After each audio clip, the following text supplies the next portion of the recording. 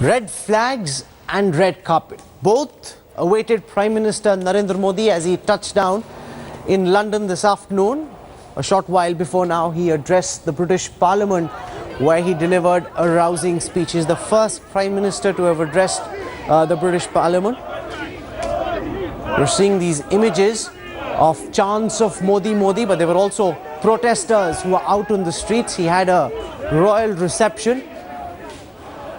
The highlight though so far has been a very, very aggressive British press that bombarded Prime Minister Modi with tough questions on intolerance and also questioned the Prime Minister about his track record. Let's listen to what transpired during this press conference. Prime Minister Modi, India is becoming an increasingly intolerant place. Why? Bharat ये बुद्ध की धरती है, भारत ये गांधी की धरती है और इसलिए हमारे संस्कारों में एक बात हमारी रगों में है कि समाज के मूलभूत मूल्यों के खिलाफ किसी भी बात को भारत स्वीकार नहीं करता है और इसलिए हिंदुस्तान के किसी भी कोने में कोई भी घटना घटे, भारत के लिए वो घटना एक हो या दो हो या तीन हो, 125 करोड़ के देश में एक घटना का महत्व है कि नहीं है, ये हमारे लिए मायना नहीं रखता है। हमारे लिए हर घटना गंभीर होती है, हम इसको किसी भी हालत में टॉलरेट नहीं करते हैं। कानून कठोरता से कार्रवाई करता है और करेगा और भारत एक वाइब्रेंट डेमोक्रेसी है जो संविधान के तहत सामान्य से सामान्य नागरिक के जीवन को हर प्रकार की सुरक्षा, उसके विचारों की रक्षा उससे प्रतिबद्ध है और इस काम पर हम committed हैं। Can I ask you, tomorrow night you will obviously have a rapturous reception at Wembley Stadium, but there are a number of protesters out today who are saying, and I'm wondering what you say to them, that given your record as Chief Minister of the state of Gujarat, you do not deserve the respect that would normally be accorded to the leader of the world's largest democracy. Thank you. एक तो keep the record straight, इसके लिए मैं आपको जानकारी दूं। मैं 2003 में यहाँ आया था और बहुत ही स्वागत सम्मान मैंने उस समय भी यहाँ कार्यक्रमों में भाग लिया था। यूके ने कभी भी मुझे यहाँ आने पर रोका नहीं है, कभी कोई प्रतिबंध लगाया नहीं है। मेरे समय अभाव के कारण मैं नहीं आ पाया, वो अलग बात है। तो ये एक गलत परसेप्शन है, उसको करेक्ट कर लीजिए। दूसरी बात है कि 2 साल के बाद रेफरेंडम होगा। मैं मानता हूं कि यहाँ के नागरिक बहुत समझदार हैं, मुझे उनको कोई टिप देने की जरूरत नहीं है।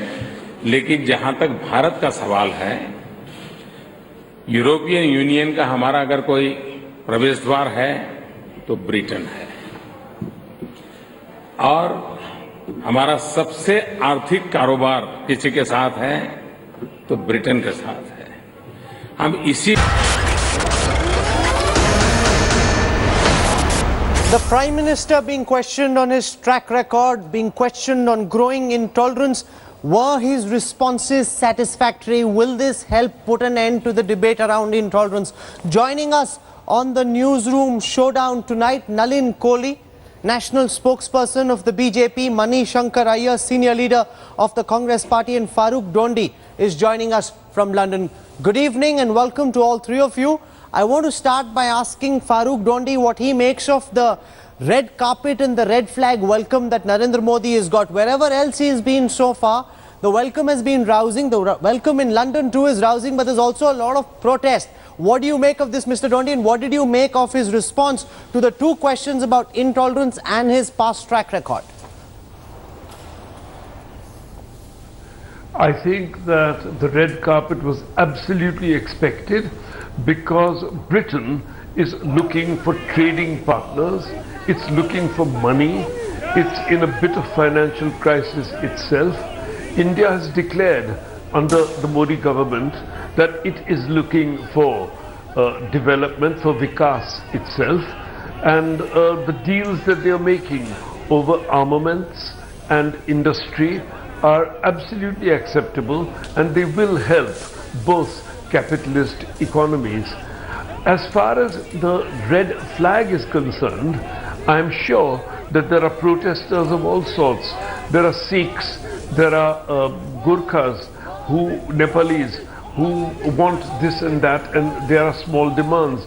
But I think that the main focus has to be on what people are calling the question of intolerance. I don't think that India is an intolerant country. I mean, we had recently, India had Dasera and Muharram on the same day. There was no trouble. There have been no race riots, you know. The problem is that there are extreme elements in his own party who are really going backwards and reducing the image of India into... Okay, I'll build on the theme that you've just touched upon. I want to ask Nalin Kohli about some of the responses we're seeing on social media after the Prime Minister's big intervention on intolerance. People are saying, why did he have to go to the UK to make this comment? Why couldn't he have said so in as much a forceful tone while he was in India itself, Nalin? Well, you could have had a question posed at him somewhere. It's an opportunity and he made best use of it, as he should have. Let's go one by one. I don't know, I find this quite interesting that we live in the world's largest democracy. All over the world, in democracies, protests are an integral part of it. If there's a climate change conference, you have a protest. If you have something on G20, G7, you have a protest. So, I mean, protests have become integral to everywhere.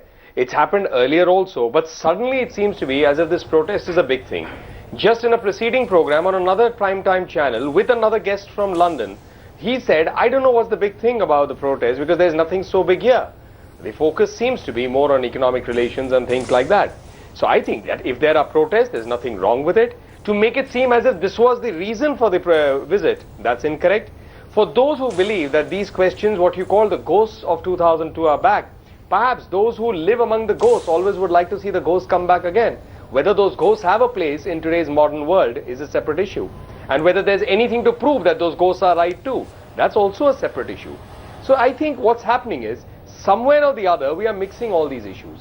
Okay. The fact of the matter is, when he was asked a question, he only reaffirmed and reiterated what he has said consistently from just before his swearing in, after his swearing in, 15th August last year. Okay, you've set the stage with what you've said. The only thing that I want to bring in Mani Shankar Iyer. Now I'm coming back to you, Nalin, in just a moment.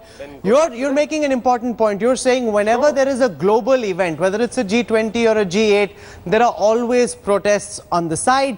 That is not the main deal. The main deal is how the Prime Minister is working with David Cameron to bring India and Britain together, to push defence ties, to put business ties. The protests, at best, Mani Shankar Iyer, Nalin Kohli argues, are a sideshow. Do you agree? They are a sideshow, but an important sideshow. For the demonstration is not against the kind of issues that are raised in climate conventions, etc. The protest is against the behavior of the Prime Minister when he is in India.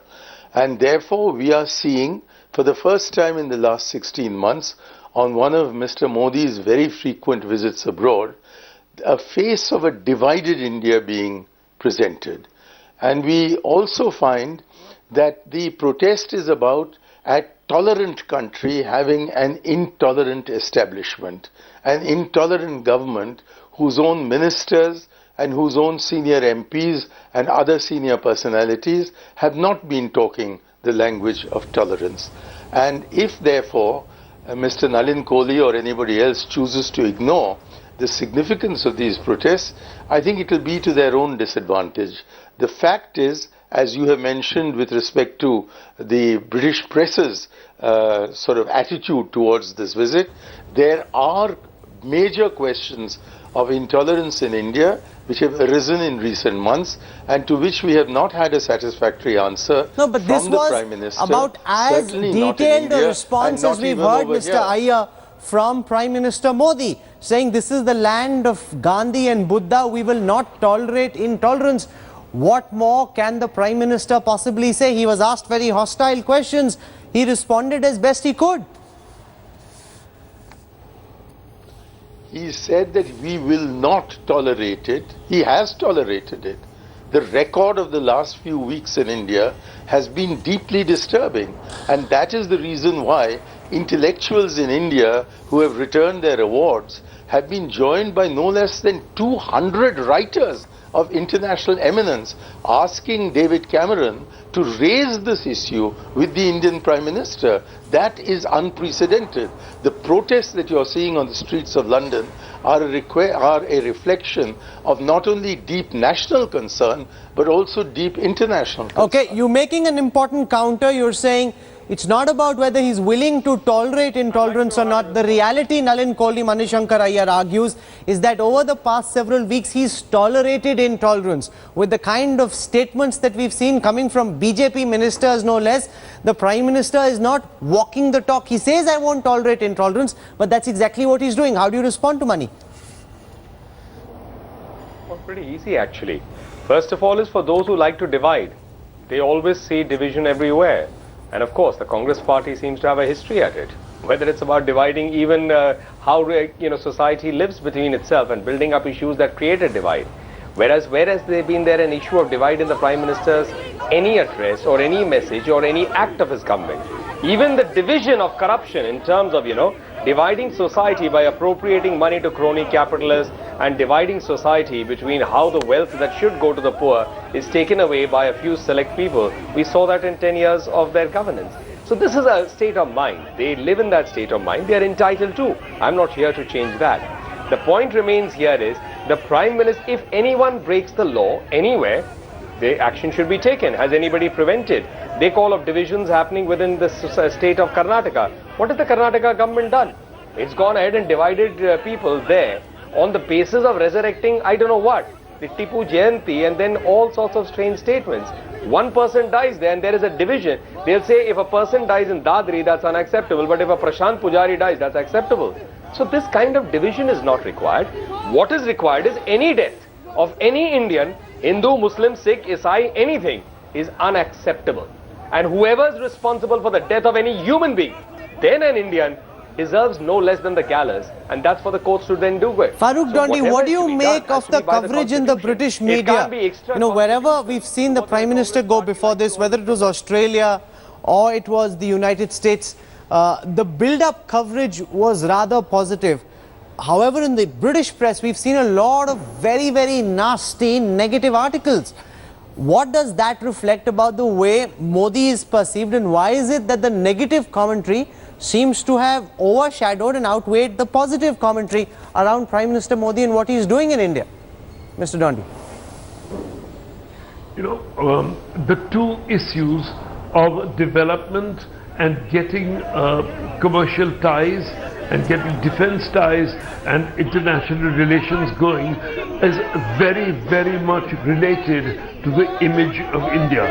And I don't know how a BJP spokesman can say that they are pursuing justice for everybody when 3 professors, intellectuals have been murdered.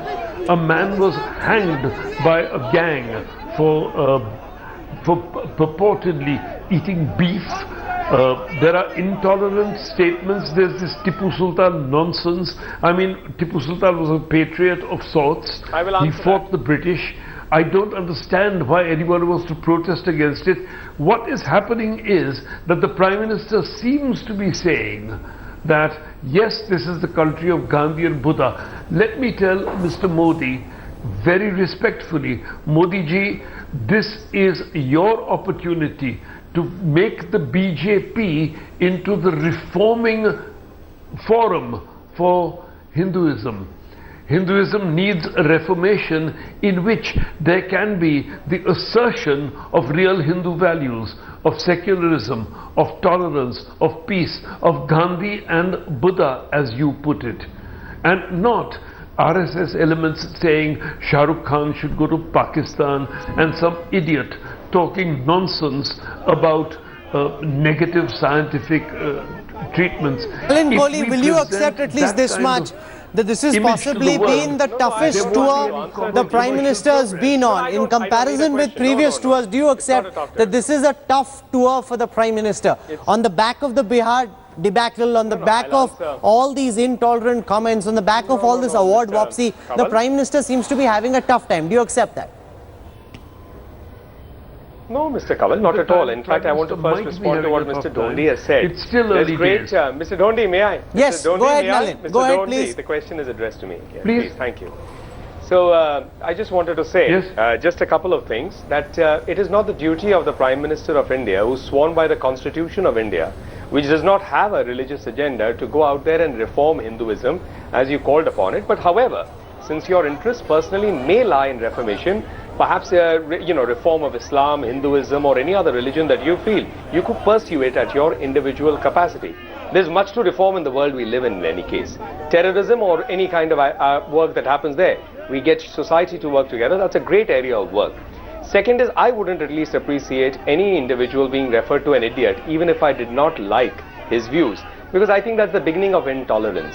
Tolerance begins when we also are able to, without getting agitated and using this kind of language against people we don't agree with, whoever. Three, with regard to the murder at Dadri, well, perhaps you've only followed one part of the statement. I wish you had followed mine and other spokespersons of the party that specifically said it's a murder. I don't know how the BJP government is involved in a law and order situation in a state that is not even ruled by the BJP. It's the Samajwadi Party.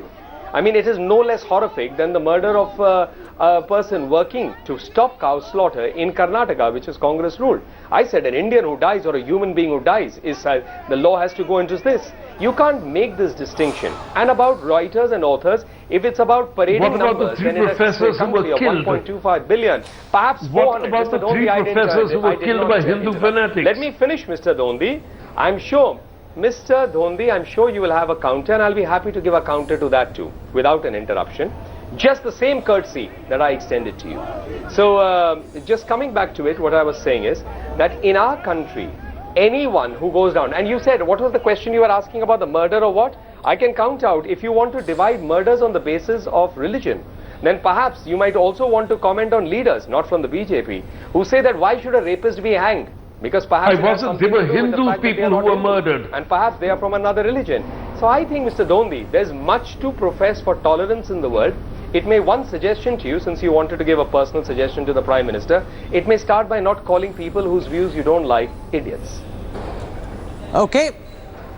Mr. Manishankar Iyer, final words from you. The very fact that everyone is able to voice whatever they wish to say about the government, about its policy, about statements being made by various ministers and leaders of the BJP is being cited by the BJP as proof of the fact that India is a tolerant society. You can say what you want, there is freedom of speech, and there is no attempt to try and muzzle that. Is that not by itself proof of the fact that there is freedom of expression? You can say what you want and no one's trying to stop you from saying so. Final words, Mr. Iyer. Yeah, well, there's freedom of expression to deplore somebody calling someone an idiot, but apparently it extends to giving the right to some people to call three people three idiots. The fact of the matter is that ours is a tolerant society. Ours is a tolerant land. We don't need the Prime Minister to tell us that this is the land of Buddha and Gandhi. What we are deeply concerned about is that this tolerant land, this tolerant nation, this tolerant civilization is currently being imposed upon by an intolerant establishment and a Prime Minister who says more abroad than he says in India when his own people are making those statements of intolerance.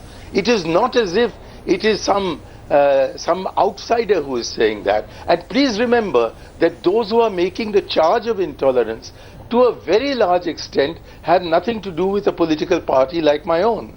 They are people who have protested even You make against an important the point, and I'll let despite being Nalin related Kohli to give the a Nehru final family. response before I end this debate. Mr. Manishankar Iyer asks very rightly that if India is indeed about tolerance and not intolerance, why doesn't Prime Minister Modi take action, visible, tangible action against the likes of a Giriraj Singh, against the likes of a Kailash Vijayvargiya, who continue to hold important posts in government and in the party? Till you act against them, how do we believe what you're saying are not mere words and that they actually carry some meaning? Nalin Kohli, final words, please. Well, yeah, sure. Just to start with, I plead guilty. I plead guilty that our government is not tolerant as much as Indira Gandhi during the emergency and Rajiv Gandhi after the massacre of the killing of Mrs. Gandhi, the assassination. So, I mean, I do plead guilty that those kind of norms of tolerance don't, they are not in the BJP. The second point I'd like to say is that with regards to people speaking out, Rahul, if you just covered the statements of the party spokespersons after this with the same amount of time that you gave to the statements, you would have found on each occasion the party spokespersons, including myself, and I'm on.